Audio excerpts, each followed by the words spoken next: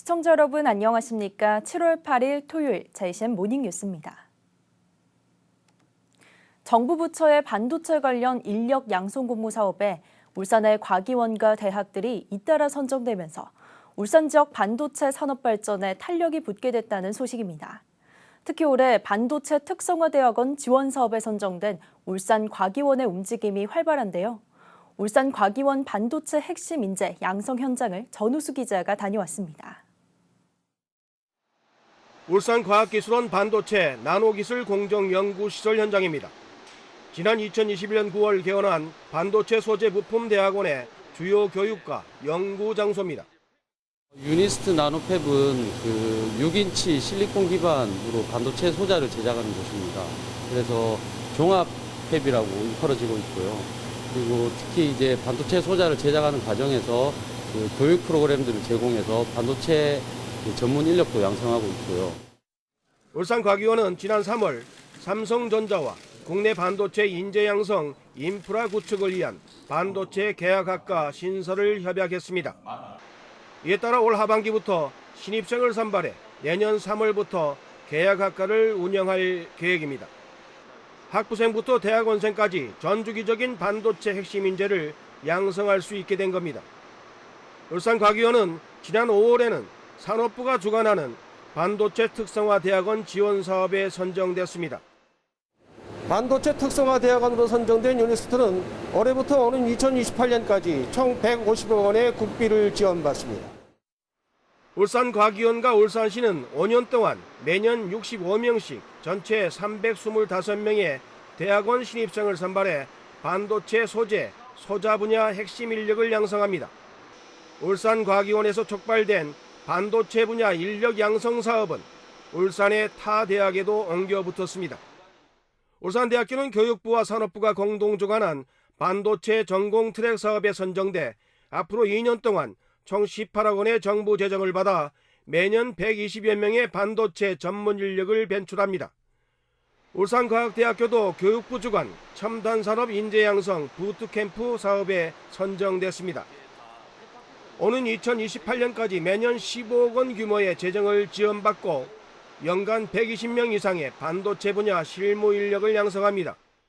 울산과기원은 반도체 인력 양성 분야 외에도 반도체 산업 기반 구축과 연구개발 공모에도 긍정적 결과를 기대하고 있습니다. 울산시는 이번 사업 선정을 계기로 지역의 반도체 인프라와 인력을 모아 기반 구축, 인력 양성, 기술 개발 및 사업화까지의 체계적인 지원을 위해 울산 반도체 산업 육성 전략을 올 연말까지 마련할 계획으로 있습니다. 이처럼 반도체 관련 인프라가 크게 개선되고 있는 가운데 지난 6월 울산시가 주도한 분산에너지 활성화 특별법이 제정되면서 전기 다소비 산업인 반도체 산업 확충 및 고도화에 파란불이 켜졌습니다. JCN 뉴스 전우수입니다. 울산의 국보문화재인 울주 천전리 각석의 명칭이 천전리 암각화로 변경 추진됩니다. 울산시는 오는 11일 오후 2시 시의회 1층 시민홀에서 울주 천전리 각석의 명칭 변경을 주제로 학술 토론회를 개최한다고 밝혔습니다. 이번 명칭 변경은 지난달 열린 울산시 문화재위원회에서 천전리 각석을 천전리 암각화로 명칭 변경하는 사항이 원안 가결됨에 따른 것입니다. 울산시는 이날 토론회에서 제기되는 의견과 문화재 관련 전문가들의 자문을 거친 후 문화재청에 명칭 변경을 신청할 예정입니다. 어제 오후 2시 30분쯤 동구 연포산 터널에서 관광버스 한 대가 정차해 있던 다른 관광버스와 충돌하면서 경승합차 등 차량 3대가 연쇄 충돌하는 사고가 발생했습니다. 이 사고로 운전자 2명이 경상을 입었으며 동구청에서 아산로 방향 도로가 1시간가량 정체됐습니다. 가해 차량 운전자 60대 남성 A씨는 음주 상태는 아니었던 것으로 전해졌으며 경찰은 A씨에 대해 안전거리 미확보와 졸음운전 등 여부를 사고 경위를 조사하고 있습니다. 임금 협상의 난항을 겪고 있는 HD 현대중공업 노조가 어제 파업 찬반 투표에 들어갔습니다. 노조는 어제 낮 12시부터 전체 조합원을 대상으로 찬반 투표에 들어갔으며 투표는 오는 11일까지 이어집니다. 노조는 올해 교섭에서 기본급 18만 4,900원 인상과 근속수당 인상, 임금체계 개편 전담팀 구성 등을 요구했고 사측은 아직 구체적인 안을 제시하지 않았지만 임금 인상 규모가 최대 쟁점이 될 전망입니다. 한편 지난해 HD 현대중공업 노사는 2013년 이후 9년 만에 단체 교섭을 무분규로 타결했었습니다. 출산 기록은 있지만 출생 신고가 안 된 울산 지역 미신고 영아에 대한 수사 의뢰가 11건으로 늘었지만 이 중 5건은 소재 확인 등으로 사실상 종결됐습니다. 울산경찰청은 3명은 소재가 확인됐고 2명은 병원 입력 오류가 확인됐다고 설명했습니다. 다만 나머지 6건에 대해서는 계속 수사 중으로 부모들은 대부분 해당 영아를 입양기관에 보냈다고 진술한 것으로 알려졌습니다. 울산시는 어제 시청 중회의실에서 대학 활성화 사업 추진 협의회를 개최하고 지역 산업과 연계한 대학별 특성화 전략 수립 방안 등을 논의했습니다. 교육부가 주관하는 대학 활성화 사업은 대학별 특성화 인재를 양성해 대학과 지역이 동반 성장할 수 있도록 추진하는 사업으로 총 사업비 2,500억 원이 투입됩니다. 울산에서는 대학 활성화 사업에 울산대학교와 울산과학대학교, 춘해보건대학교 등 3개 대학이 참여하며 울산시는 이번 사업을 적극 지원한다는 방침입니다. 울산시는 국토교통부가 시행하는 2023년 디지털 트윈 국토시범사업 공모에 최종 선정돼 국비 5억 원을 확보했다고 밝혔습니다. 특히 지난해 디지털 트윈 기반 탄소 중립 활용 모델 구축 사업 선정으로 국비 7억 원을 확보한 데 이어 2년 연속 선정이라는 성과를 거뒀습니다. 이번 공모에 울산시는 인공지능과 공간 정보를 융합한 신개념 공공정보 검색 모델 구축 사업으로 참가해 선정됨에 따라 앞으로 울산시정에 대해 검색하게 되면 인공지능이 각종 행정정보를 기반으로 분석까지 해 답변하는 등의 서비스를 구축하게 됩니다. 울산시는 어제 UN 재해위험 경감 사무국에 재난보건력 중심도시 인증 신청서를 제출했다고 밝혔습니다. 재난보건력 중심도시는 유엔의 기후변화와 재난에 강한 도시 만들기 캠페인에 가입한 도시 가운데 재난 위험을 줄이고 재해 피해 보건력을 갖춰 모범이 되는 도시를 국제적으로 인증하는 제도입니다. 현재 세계 16개국 22개 도시가 재난보건력 중심도시 인증을 받았으며 국내 도시 중에서는 인천이 유일합니다. 이에 따라 울산시는 6주 동안 관련 위원회 심사를 거쳐 인증 여부가 결정되며 인증을 받게 되면 전 세계 도시들과 재난관리 기술과 경험을 공유하고 3년을 주기로 재인증을 받게 됩니다. 울산교육청은 어제 교육감 접견실에서 유니스트 한국위원회와 업무 협약을 체결했습니다. 협약식에는 천창수 교육감을 비롯해 정가병 유니세프 한국위원회 회장과 김주희 울산시 후원회 수석 부회장 등이 참석했습니다. 협약에 따라 두 기관은 상호 신뢰와 협력을 바탕으로 UN 아동권리 협약에 기반한 학교 정책을 추진해 유니세프 아동친화 학교를 조성하기로 했습니다. 울산의 한 빌라에서만 세입자 20여 명이 보증금을 돌려받지 못하는 피해를 입은 것으로 나타났습니다. 이처럼 보증금을 돌려받지 못하는 세입자들이 잇따르면서 법원에 임차권 등기를 신청하는 사례도 급증하고 있는데 급기야 세입자가 직접 경매를 신청하는 경우도 늘어나고 있습니다. 구현희 기자가 보도합니다. 울산 남구의 한 빌라입니다. 현관문에는 수도요금 체납으로 단수 예정이라는 고지문이 붙어 있습니다. 한때 40여 가구가 살았던 것으로 보이는 이 빌라는 현재 경매 절차가 진행 중입니다. 보증금을 떼인 세입자가 직접 경매를 신청한 건데 집주인으로부터 보증금을 돌려받지 못한 세입자만 20명이 넘는 것으로 확인됩니다. 워낙 올 전세만 싸게 준다 하니까 1,600인가 그래도 들어간 사람도 있고 그런 것 같던데.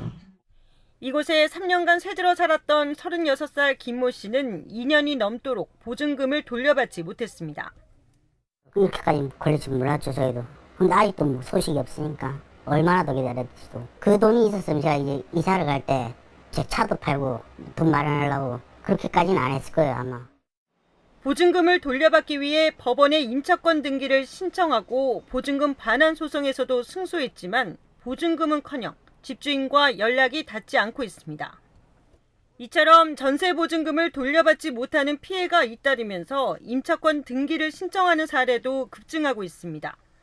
올해 들어 4월 말까지 울산지법에 접수된 주택 임차권 등기 신청 건수는 125건, 이미 지난해 전체 신청 건수를 육박합니다. 참다 못해 세입자가 직접 경매를 신청하는 사례도 늘고 있는데 올 상반기 울산에서 경매가 진행된 주거시설 중 세입자가 직접 경매를 신청한 경우는 16건에 달합니다. 통상 매각까지 걸리는 기간은 1년 반 정도. 하지만 코로나19와 경기 침체 여파로 경매 사건이 많아지면서 경매 처리 기간도 더 길어지고 있습니다. 실제로 올해 들어 울산지법에 접수된 경매 사건은 전년 동기 대비 40%가량 급증했습니다. 결국 받지 못한 돈은 다른 곳에서 대출이라든지 아니면 다른 자산을 매각을 해서 마련하실 수밖에 없는데요. 그러다 보니까 사실은 그런 피해는 임차인분들만 고스란히 안게 되는 상황입니다. 그래서 이런 부분에 대해서 개선할 수 있도록 제도적인 조치가 필요하다고 생각이 됩니다. 보증금을 떼인 것도 억울한데 힘겨운 싸움을 하고 있는 피해자들. 언제 돌려받을 수 있을지 기약 없는 기다림에 고통받고 있습니다. JCN 뉴스 구연입니다. 주한 영국대사관과 국제해상풍력협회가 주관한 제1회 한영해상풍력 공급망 협력 워크숍이 지난 6일 롯데호텔에서 열렸습니다. 이날 워크숍은 한국과 영국 해상풍력 관련 기업들 간의 비즈니스 협력 기회를 발굴하고 상호 교차 진출 기회를 모색하기 위해 마련된 행사로 영국 기업 6개사와 울산과 부선 지역에 있는 해상풍력 관련 업체 등 100여 명의 관계자들이 참석했습니다. 행사를 주최한 주한 영국대사관 토니 클램슨 상무참사관은 이번 한영 해상풍력 공급망 협력 워크숍의 성공적인 개최는 해상풍력 분야에서 양국 간 협력을 강화하는 중요한 이정표가 되기를 기대한다고 말했습니다. 울주군은 올여름 기록적인 폭염에 대비해 취약계층의 폭염 피해를 최소화하기 위한 대책 마련에 나섭니다. 먼저 지역 저소득 취약계층을 대상으로 냉방용품 등의 수요를 확인하고 비상시 안전체계 등을 집중 조사해 대상별로 맞춤형 지원을 할 계획이라고 밝혔습니다. 또 공동보금회 지정 기탁금을 활용해 이달 중으로 냉방비 부담을 겪는 가구에 특별 냉방비 10만 원씩을 지원하고 냉방기기와 쿨매트 등 민간 후원품도 배부할 예정입니다. 중구 태화 종합시장에 상인 교육장과 고객 휴게실이 새롭게 들어섰습니다.